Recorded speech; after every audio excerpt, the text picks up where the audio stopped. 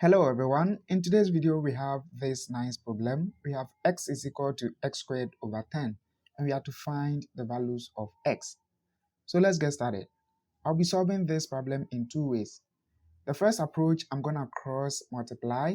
So we're going to have 10 times x is equal to x to the second power.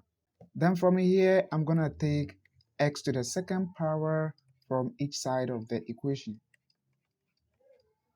so that we have 10x minus x squared is equal to 0. And we see that we can take x out, so we're going to have 10 minus x is equal to 0. It is either x is equal to 0 or 10 minus x is equal to 0. Right? Now from this equation, we have x to be 10. So it is either x is equal to 0 or x is equal to 10. Now let's go to the second approach. In the second approach, I'm going to subtract x to the second power over 10 on both sides of the equation.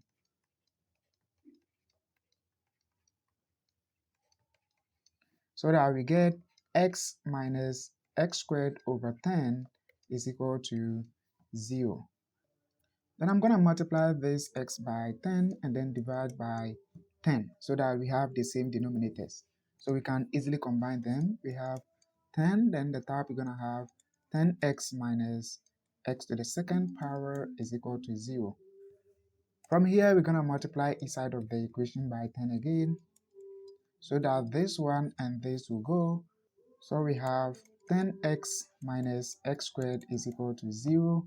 And like we did before, we're going to take x out, then we're left with 10 minus x is equal to 0. So we have x is equal to 0 or 10 minus x is equal to 0. And from here we have x to be 10. So that is pretty much it. I hope you found this video useful.